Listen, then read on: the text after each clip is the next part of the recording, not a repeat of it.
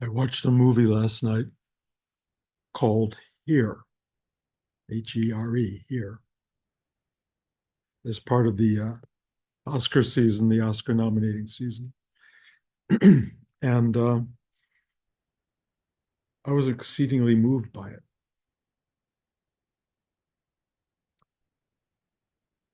And it spoke to me as everything I'm watching these days speaks to me quite directly, almost as if it's programmed to be there at that moment. And this is a film with Tom Hanks, and it is a film about one home or one space, actually, over the course of human history and even before human history. It starts out with dinosaurs. Excuse me. And it watches how stories occupy spaces. The space of a home, in this case, the space of a life, if you will. And Robert Zemeckis directed it. Um,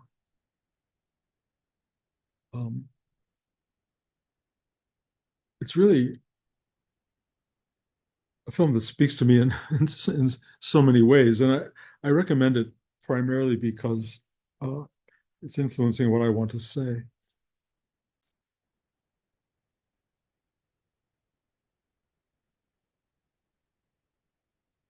Many, many years ago, I made a film called My Life. David, who's sitting here, was my associate on that film. Um, and at one point, I tried to cast Tom Hanks in the central role for the film. And he read the script and he came back to me and he said, "It's too wake up and smell the roses for me." Well, if I've ever seen a film that's wake up and smell the roses, it's the movie Here. And he finally got it right. On the other hand, he won an Oscar for doing, I think, Philadelphia, so he didn't make a mistake. And I got to work with Michael Keaton, who I think, and Nicole Kidman. They did amazing jobs on the film. But he's not wrong that, if anything, my sensibility is probably wake up and smell the roses. And I think if ever there's a time for that directive, it would be right now. Because if you're anything like me, you're not waking up and smelling the roses. In fact, somewhere in the middle of the night, my guts are twisting inside, and I'm afraid to wake up and open my eyes, period, let alone smell anything. The world is very challenging. Somehow it's closer to home than it ever has been in many ways. And the confines of my own physical body, which are, the body of an 80, 81, almost 82-year-old man, are definitely shifting and corroding and making life more complicated. And so when you have the world kind of representing containment and confinement and fear zones and all the other things that it is doing for many people, and you have your own body having that same thing, uh, the idea of waking up and smelling the roses is not a bad idea. And it's a conscious act. And I will tell you, those of you who are living on the East Coast right now, we have snow outside, and there are not a lot of roses outside. And those of you on the West Coast, which is most of you, maybe there are a few roses still blooming. And waking up and smelling them can be an actual physical act. I will also encourage those of you who don't have roses to smell, go out and buy some. You can see probably behind me. I bring flowers into the house for a lot of reasons. One of them is to honor Rudy when I teach this class, but also because they're beautiful. And to have roses and flowers, etc., around gives you something you can look at, you can walk over to, you can smell, and you can go, ah, it's tiny. It's tiny compared to everything else. But it's a reminder that there is beauty and odors, if you will, of magnificent, delicious smells that make you happy. And you can wake up, go to smell that, and go, okay, I can do this. You can even go back to the flowers during the day if things start to get corroded at all. And you take another whiff and go, ah, Okay. What this gets to more than anything is your responsibility. One, find the flowers or bring them into the house. Two, smell them. Go over and do that. You have to do something to make the day worthwhile.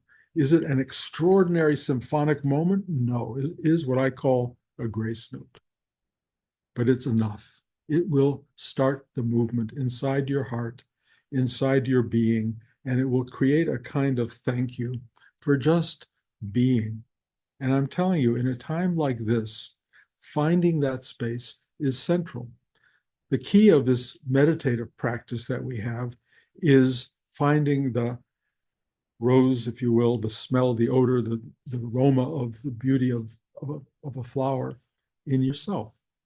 To go inside yourself, to remember to go into the place where the roses come from and sit there and just take that breath and make yourself present tense in a space of infinite beauty, even if there are things outside you in the world you don't like.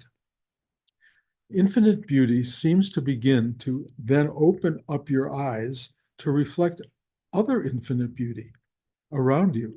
So if you don't look right away at the newspaper and you don't look at the TV and you just look outside the window and you look up in the sky and you look at whatever is happening around you, you can also begin to wake up and smell those roses. You can see that life is a massive containment of beauty with stuff going on in the middle of it, which happens to have you at the very center, you.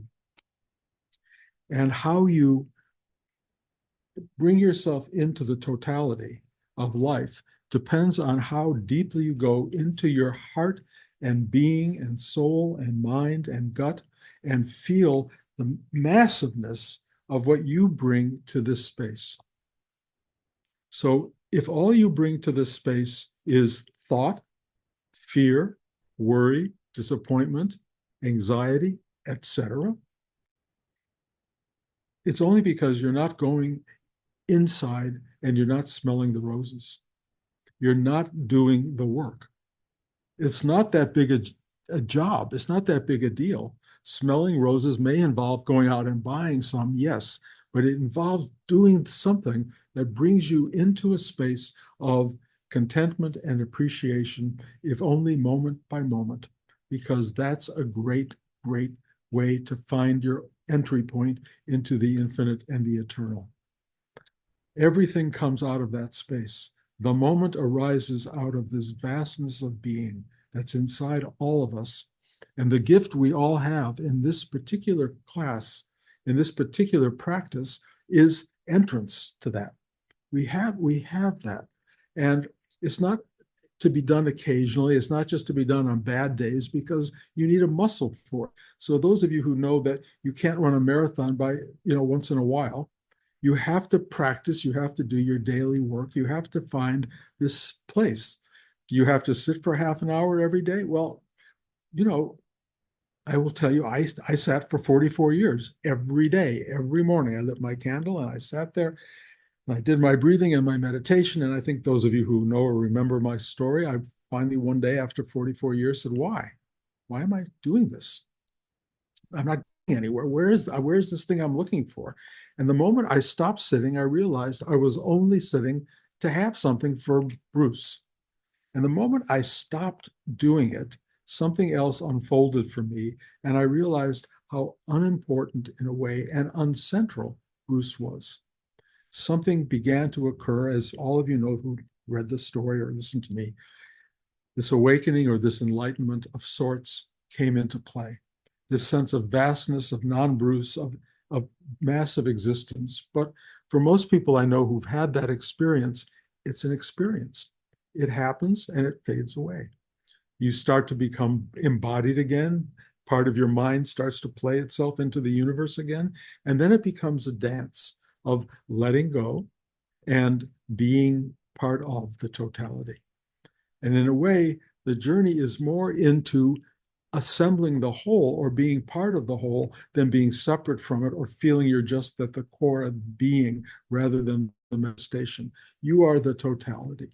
And being the totality means you wake up every day and you have to deal with the mechanics of you. You got to brush your teeth, you got to wash your hands, you got to do whatever you do every morning to keep this going. You can't pretend that's not part of it. So add into that equation either sitting down and doing a meditation, or what started to happen for me after those 44 years is I realized there's no moment at all when I'm not really doing that. It goes on all the time. Those 44 years set me on a path that allows me to be present all the time. Now, it's not always that the universe welcomes me. There are times where it just shuts me out. And I have learned, as I've described to you, I think in other talks, being shut out of presence, being thrown into absence, is as much a learning process and a learning curve, maybe the most important that there is, because we are a part of a duality that is their presence and absence, and they all work together, yin and yang. We are part of that totality, and trying to shut the world out when you don't like it is not the right approach. It's be in it, walk through it. But while you're in it and while you walk through it, smell the roses. Because if you smell them, you can deal with it, you can handle it. No matter what it brings you, smell the roses. And if you have to, and there's no roses anywhere, go into your heart. And if you want to see a fragrance that is beyond roses, that is beyond anything you've ever imagined, it's right there. The fragrance of being, the fragrance of radiation, of radiance, of, of the light that you are. That has a feeling, it has an odor, it has a taste, it has a touch, and you know it. You know, in the morning, I make myself my peanut butter and jelly toast, and I lick the knife of the peanut butter, and then I lick a little bit of the jam. I am for 12 seconds in total heaven. I do not know. I mean, I know people, my granddaughter hates peanut butter. I find that taste amazing. It wakes me up. My first sip of coffee wakes me up. Seeing my wife in the morning. All these are grace notes that keep happening over and over and over. And they can allow you this ability to be and endure all of the darkness that can start to unfold. And if you want to see darkness inhabit an 81-year-old body that hurts a lot and a lot of stuff going on, and you can feel its terminality, you want to be in a world that looks like it's going in the wrong direction and all this drama and all this weird stuff is happening, you know, yes, there's reason in your mind to go, yikes, this is horrible. And you can make that the permanent core of who you are every day. You can have it in the middle of the night. You can wake up with suffering. You can enhance the suffering. You can spread it everywhere you go. Recommended? No, no. You need to find a way to smell the roses. You need to find a way to become here, just like the movie, to be here in this space that you have inhabited from the beginning of time, possibly before time. You have to find a way to be here and know that the smell of roses arises from the here, from right now. And it is available to you. And if ever there's a time in your journey where you need to do this, we're here. This is it. Some of you may be in a different place. Some of you may be just exulting in the unfolding of life as happening right now, and God bless, go for it. You know, that's really good. I have friends and relatives who are embracing the largeness of this in their own brains sort of structure. I see things from a different perspective, a dramatist narrative, and a darkness is unfolding this larger sense of being. But you have control. You are here for a reason.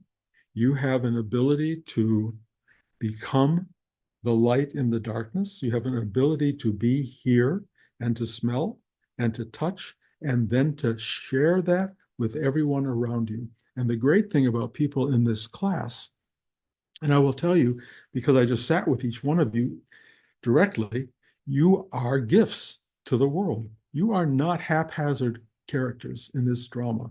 You are absolute gifts to the world. And I could feel it. Not one of you was left behind in this journey that we went through in the last hour.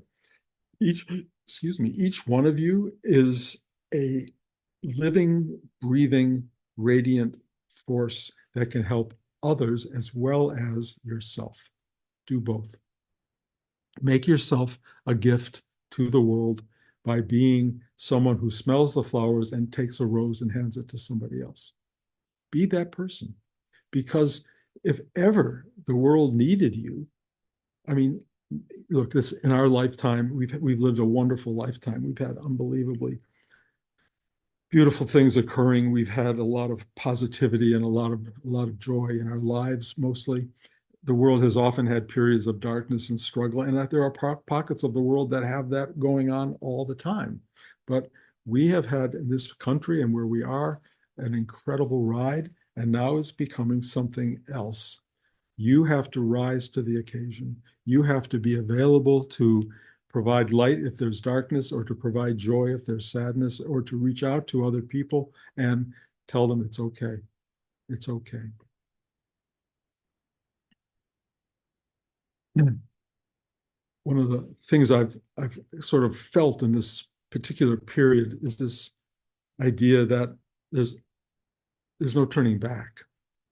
That we've reached a time, and I'm reaching a time where things are, you know, you can't go back to the comfort zones of past tense. You have to bring all of it into this present tense. And you have to do it in any way that you can, in any way that's possible. You have to just sit down and say, yes, thank you, thank you. That's the goal. And that's a strange goal, maybe for a spiritual life, but it is the goal.